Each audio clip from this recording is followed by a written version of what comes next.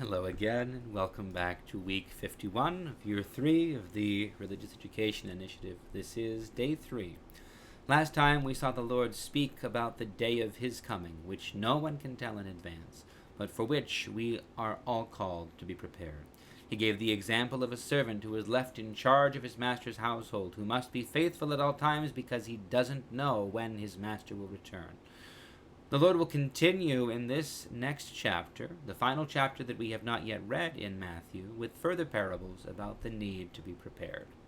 He says, "Then the kingdom of heaven will be like this. 10 bridesmaids took their lamps and went to meet the bridegroom. 5 of them were foolish, and 5 were wise. When the foolish took their lamps, they took no oil with them, but the wise took flasks of oil with their lamps. As the bridegroom was delayed, all of them became drowsy and slept. But at midnight there was a shout, 'Look, here is the bridegroom, come out to meet him.' Then all those bridesmaids got up and trimmed their lamps. The foolish said to the wise, 'Give us some of your oil, for our lamps are going out.' But the wise replied, 'No, there will not be enough for you and for us. You had better go to the dealers and buy some for yourselves.' And while they went to buy it, the bridegroom came, and those who were ready went with him into the wedding banquet, and the door was shut. Later the other bridesmaids came also, saying, 'Lord, Lord, open to us.' But he replied, 'Truly I tell you, I do not know you. Keep awake, therefore, for you know neither the day nor the hour. For it is as if a man going on a journey summoned his slaves and entrusted his property to them. To one he gave 5 talents, to another 2, to another 1, to each according to his ability. Then he went away. The one who had received the 5 talents went off at once, and traded with them, and made 5 more talents. In the same way, the one who had the 2 talents made 2 more talents. But the one who had received the 1 talent went off and dug a hole in the ground, and hid his master's money. After a long time, the master of those slaves came and settled accounts with them. Then the one who had received the 5 talents came forward, bringing 5 more talents, saying, 'Master, you handed over to me 5 talents. See, I have made 5 more talents.' His master said to him, 'Well done, good and trustworthy slave. You have been trustworthy in a few things. I will put you in charge of many things. Enter into the joy of your master.' And the one with the 2 talents also came forward, saying, 'Master, you handed over to me 2 talents. See, I have made 2 more talents.' His master said to him, 'Well done, good and trustworthy slave. You have been trustworthy in a few things. I will put you in charge of many things. Enter into the joy of your master.' Then the one who had received the 1 talent also came forward, saying, 'Master, I knew that you were a harsh man, reaping where you did not sow, and gathering where you did not scatter seed. So I was afraid, and I went and hid your talent in the ground. Here you have what is yours.' But his master replied, 'You wicked and lazy slave. You knew, did you, that I reap where I did not sow, and gather where I did not scatter? Then you ought to have invested my money with the bankers, and on my return I would have received what was my own with interest. So take the talent from him, and give it to the one with the 10 talents. For to all those who have, more will be given, and they will have an abundance. But from those who have nothing, even what they have will be taken away. As for this worthless slave, throw him into the outer darkness, where there will be weeping and gnashing of teeth.'" Okay, so these are parables. We're not saying the kingdom of God is exactly this. We're saying the kingdom of God is like this. So we need to look for the point of likeness that the Lord is highlighting. And the second of these 2 parables clarifies the point on which we might criticize the first, right?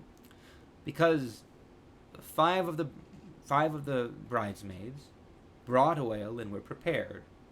5 of them did not. And when the bridegroom came, they went to buy. They wanted to be inside, but they were unprepared.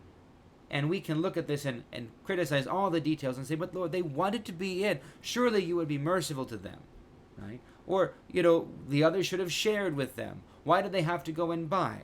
Right? And we can almost imagine the disciples saying these things to the Lord, and he gives the second one to clarify. The point is simply that the 5 bridesmaids did not prepare. They did not use the time. And the kingdom of God is not like oil. It is, but whether we are present with the Lord or not is dependent on our decisions, on our preparation. Right? So the Lord gives the second parable, in which we see that issue with the oil, that they didn't have enough, they ran out, right? We see that clarified because to all three of the servants, the master gives something. They all have a gift. And the question is, what do they do with the gift, right? So now we sort of not correct, but we clarify the point. The gift has been given. The two first servants, one of them had 5 talents, the other had 2, but they both worked with what had been given to them, and they profited. They built something themselves with what had been given to them. The third servant, he also had been given a gift. And, frankly, it could have been the other way around. Often it is. Someone with 1 talent works it and makes another. Someone with 5 talents, we see people squandering their talent, squandering their capacities, squandering their good education, good breeding, their good information all the time. It could have been the other way. But the Lord tells the parable in this way. The problem is that he did nothing, that he buried it and he ignored it. He was lazy and inattentive and did not care. We can emphasize this even by saying he didn't have to work hard with it. He could have just put it in the bank and let it earn interest. We might ask ourselves, what is the bank? Does that have an analog in our daily life? I've preached sermons in the past suggesting that the bank is simply at least come to church. We don't have to become monastics. We don't have to do amazing feats of fasting and prayer and asceticism. We can just come to church. We can allow the deposit of grace that God has given to us to be grown within the place where the Lord has stored all precious things, which is the church. We don't have to be amazing. We don't have to, from 1 talent, make 5. But we need to take what we have been given and be faithful with it. At the very least, we need to come to church. And then there are more things we can do to make a better profit, to do more with the gift that has been given. But the point of this, the reason that the Lord is speaking, again, remember, he's speaking after he's saying there's no way to foretell, no one knows when my coming will be. You need to be prepared at all times. And he tells the parable of the 5 wise bridesmaids and the 5 foolish bridesmaids to emphasize that point. 5 of them were not prepared. 5 of them weren't ready. 5 of them gave no attention to the things that mattered. And then when we get lost in the story itself and start to criticize the bridegroom for shutting them out, they wanted to be there, they just made a mistake, what's wrong? Okay.